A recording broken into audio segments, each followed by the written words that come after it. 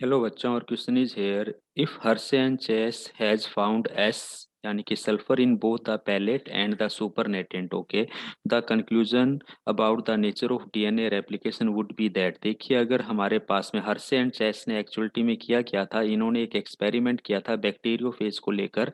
Bacteriophage इन्होंने लिया था और इस बैक्टीरियोफेज का कल्चर करवाया था और दो इन्होंने वैरायटी प्रोड्यूस की थी। एक के अंदर इन्होंने प्रोटीन के लिए सल्फर 35 आइसोटोप यूज किया था और डीएनए के लिए इन्होंने फोस्फेट 32 क्या किया था, आइसोटोप यूज किया था। फिर इन्होंने इस बैक्टीरियोफेज का अटैक करवाया था बैक्टीरिया पर और बैक्टीरिया की सेल के अंदर इनको क्या मिला था, बैक्टीरिया की सेल के अंदर इनको मिला था फोस्फेट 32 जो कि डीएनए का कंपोनेंट था। तो यहाँ से इन्होंने जस्टिफाई किया कि डीएनए जेनेटिक मटेरियल है, जबकि इस सेल्स के अंदर इनको सल्फर 35 नहीं मिला था। यानी कि यहाँ से ये जस्टिफाई हुआ कि हमारा जो प्रोटीन है वो जेनेटिक मटेरियल नहीं है। अब क्वेश्चंस ये कहता है हमें कि अगर सल्फर भी हमें मिल जाता तो क्या जस्टिफाई होता।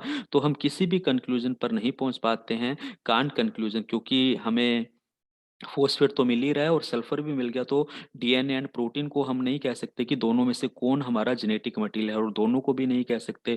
तो protein must be informational molecules नहीं कह सकते, क्योंकि डीएनए का हमारे पास में जो फोस्फेट है वो भी ऑलरेडी प्रेजेंट था। It would be difficult to conclude anything from this result. ये ऑप्शन बिल्कुल सही जाएगा, can't explain which one is the genetic material. जो एम था हमारे, ऑब्जेक्ट था हर्शेन चेस एक्सपेरिमेंट का, DNA is the genetic molecule, इसको भी नहीं कह सकते क्योंकि हमारे पास में कौन प्रेजेंट था, सल्फर प्रेजेंट है। Phage must have stuck to the bacteria, नहीं, ये भी ऑप्शन हमारा कंक्लूजन पर नहीं पहुंचता है कि इसको हम कंक्लूजन कह सके। तो ऑप्शन बी हम यहाँ पर बिल्कुल राइट आंसर कहेंगे कि जेनेटिक मटेरियल जस्टिफाई नहीं हो सकता। Okay, thank you.